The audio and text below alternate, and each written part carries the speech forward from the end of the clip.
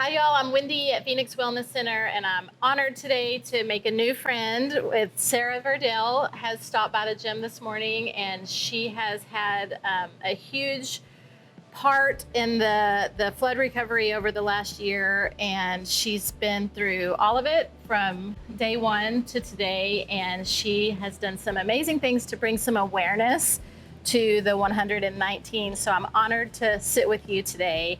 I'm Sara Virdell. I live in Brady. I actually don't live in Kerrville, but my husband, Wes Virdell, is the state representative that represents the Kerr County area.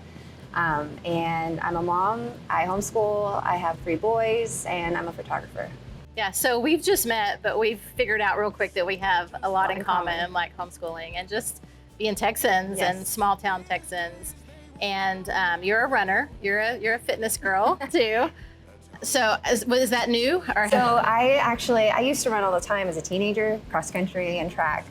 But then in my 30s, I really switched to strength training. And so I strength trained all the time, and I actually dropped running because it wasn't as fun as strength training. Yeah. And so before this journey, I was only running maybe 5 to 10 miles a year.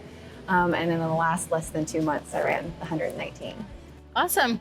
So, okay, let's just get right into that. So where I found out about you was on a Facebook video one morning about you trying to bring awareness to the fact that there was 119 fatalities, and for some odd reason, the media kind of picked up on a very small group of those fatalities, and we all knew that I'm everybody I know. I can't speak for everybody, but the people that I know, we all had a major issue with that, and still have a major issue with that. We lost 119 people that day, and so clearly that was an issue that you had in the flood aftermath. And so just kind of take us through like how.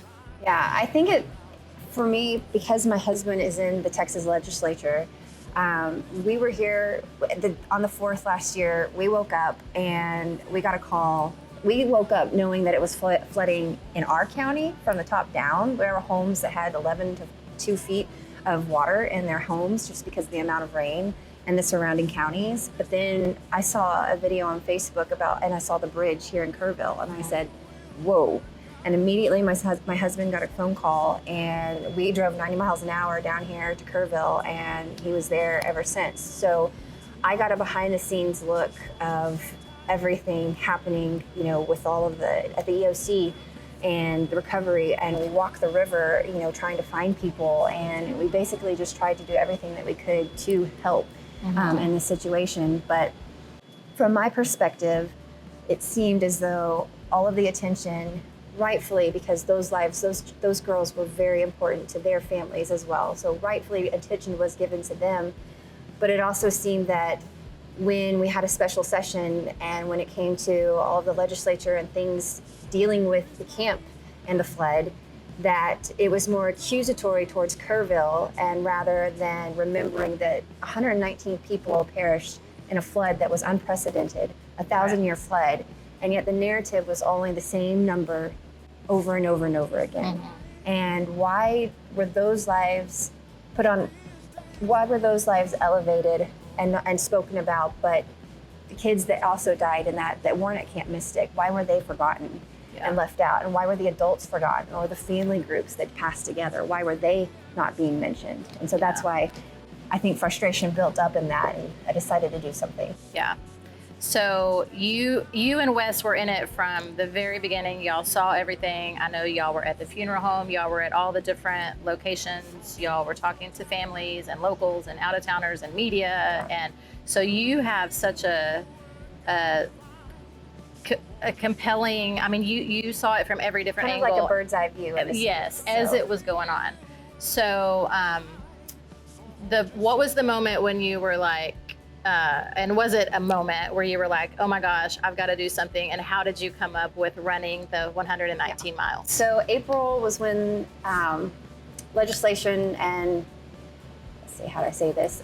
April was when it seemed most heated towards Camp Mystic and the Eastlands. Yeah. And since last year, my thoughts had been bubbling about these people were important too. And when the flood happened, the next day, my husband had gotten called to the funeral home, and while I was there, I saw a little boy who was the same age as all of the girls that had passed. But in those 9, 10, 11 months since, no one mentioned his name. And that broke my heart because he was just as important to his family and his loved ones. And why was he being left out of the narrative? Why was he left out of the media and the headlines? And it was just really frustrating. And also knowing that good people were being lambasted online and ugly and hateful comments for something that they could not control. There was just a little bit of turmoil within me that was building up and frustrated. And so I was walking, because I walk. I love walking. I don't run. I was walking that evening in mid-April and just frustrated. And I was trying to figure out, what can I do? Because I didn't want to sit in my frustration, but I wanted to do something, because that's what we as humans want to do. When we want to help, we try to do something. Right. And you were productive about it as opposed to the other people that were I don't want to be a typing. keyboard warrior. Yes. I know that that's the last thing to do, is just sit on the keyboard and just type anger, because Right. that's not healing. When people get on the keyboard and they say hateful things, how is that helpful to the situation? Yeah. People are going to still hurt. So as I was walking one evening, I thought, you know what? I know that prayer changes everything. I know that prayer is important, and I know that when we speak about people and we speak their names, that helps people in their journey of healing. We lost my daughter as a stillborn 17 years ago, and I remember in that grief journey that all I ever wanted was someone to say her name, and I wanted people to acknowledge the fact that she existed, because she was human.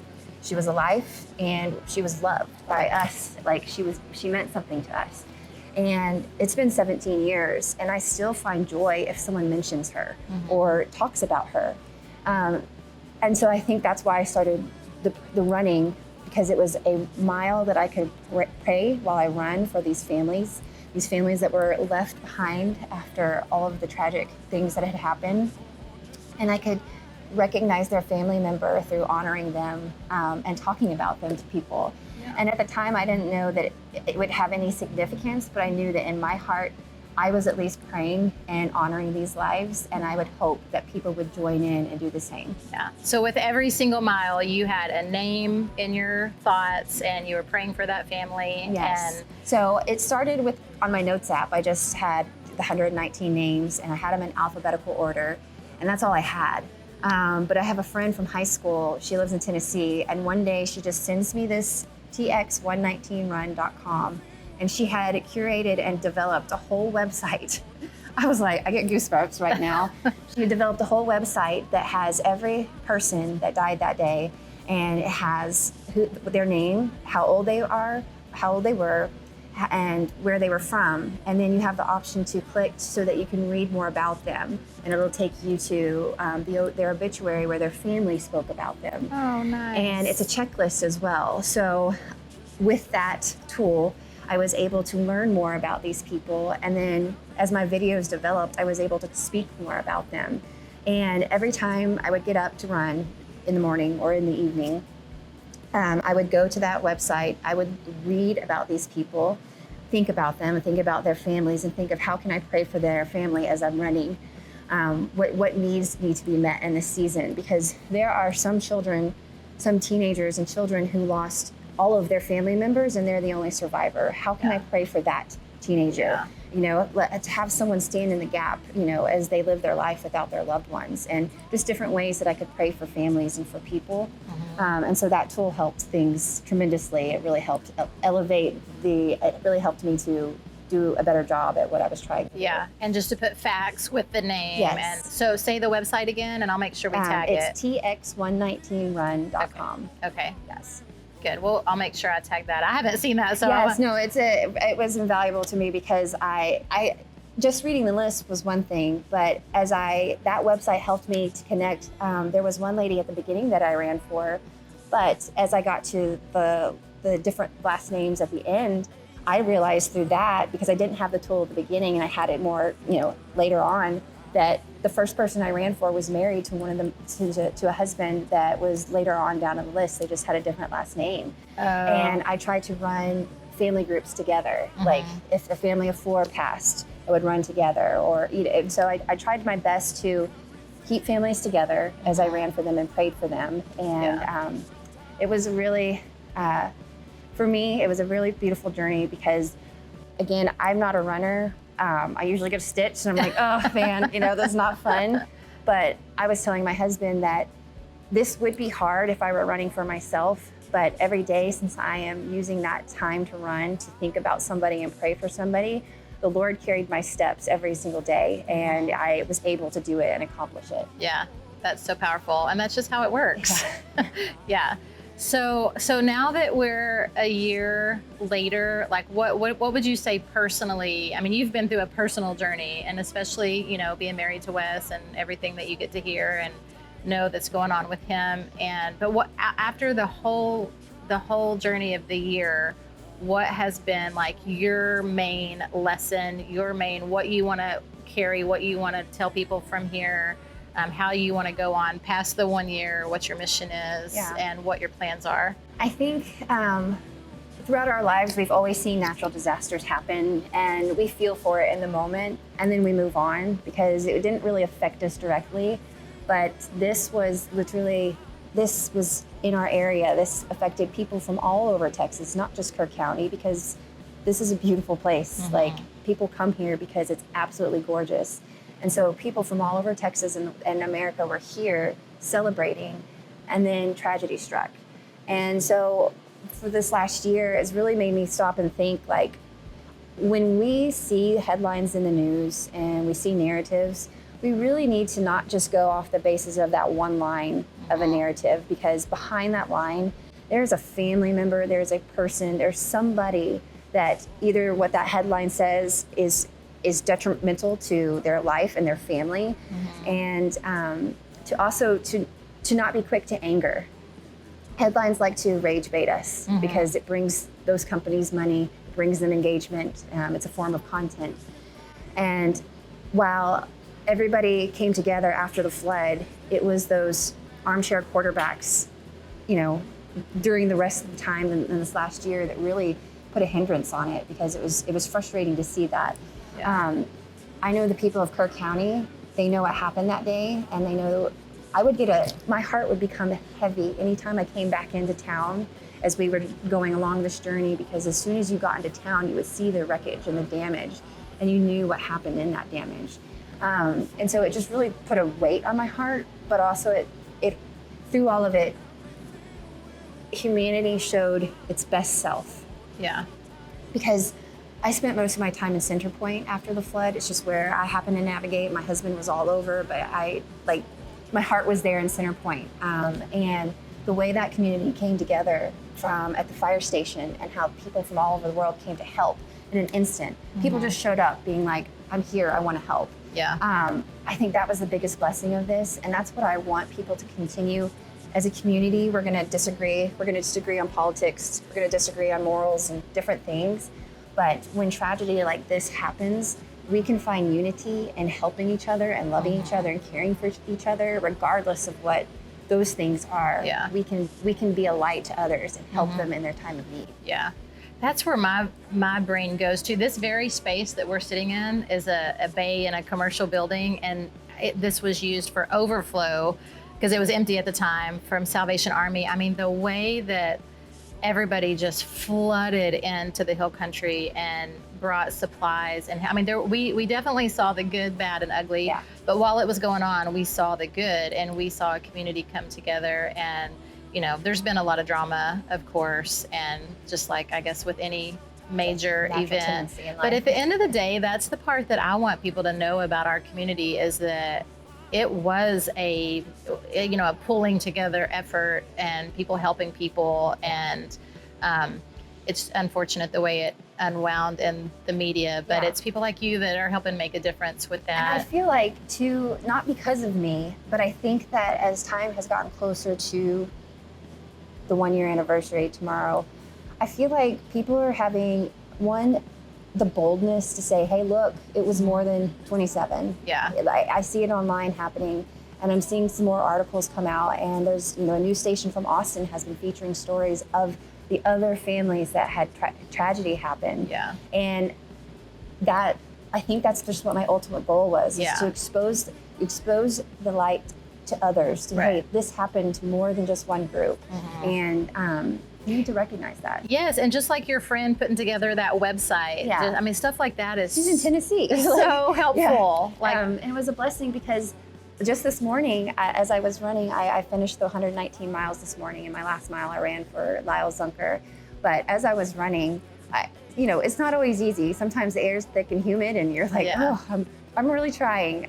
But as I was running, there was 3 women walking together, and I passed them once, and then I turned around because I had to work on my mileage, and then I saw them again, and they looked at me, and then all of a sudden they turned around, they're like, thank you for what you're doing. Aww. And they recognized from the videos. And what I think I want to tell people more is that I don't want any recognition for myself. I want to give God all the glory in this. But it's, again, I just wanted people to know about the other people that had passed. I wanted people to recognize them. That's all I wanted. Yeah. Well, you did it. Did you have a big response? So as of yesterday, I checked the website, and as of yesterday, there should be a little bit more today, but there were 700 people on that website, either walking, running, or just praying for people on that list. And I think at the time there were 600 to 800 miles run so far. Nice. Which, if you think about that, if they're running or walking, they're spending at least 8 minutes, at least 8 to 15 minutes praying for somebody. Yeah. And that's a focus on a family that without that, maybe they wouldn't have thought to pray for somebody. And so I just know that prayer really does help people. We might not get the answer we always want, but it can change things. Yeah, I know those families felt that for sure. Well, good job. You brought light to something that really needed the spotlight, and I think it will continue to. I mean, it's almost the year anniversary, but this is something that is going to go on, forever. And you're right. We just need to speak those names. And I will say on my videos, it's something that I haven't talked about, but I did not always say every single name out of respect because I didn't know if the family wanted some attention or didn't want attention. And so, but I did speak about them. And there were a few ones that I did say their names, like Dick Eastland and Jane Ragsdale, because they had such an impact on their community. Yes. But again, I really just wanted the focus to be on who that person was and who they left behind. Yeah. So if people want to see your videos, where I saw them was on Facebook. Are they? Is that where they all they're are? on Facebook at Sara Virdell on Facebook. And then on Instagram, it's Sarah Lane. Yeah. Okay, good. So people can go scroll through and see all your. The hashtag is 119 miles for 119 lives. Okay. Yeah. Awesome. If hashtags still work. Yeah. Well, thank you for doing what you do, and thank you for talking I today. Really appreciate you. Yeah, so. I'm eager to share what you've done with the people that follow me, and see if we can continue your journey. Thank you very much. Thank you.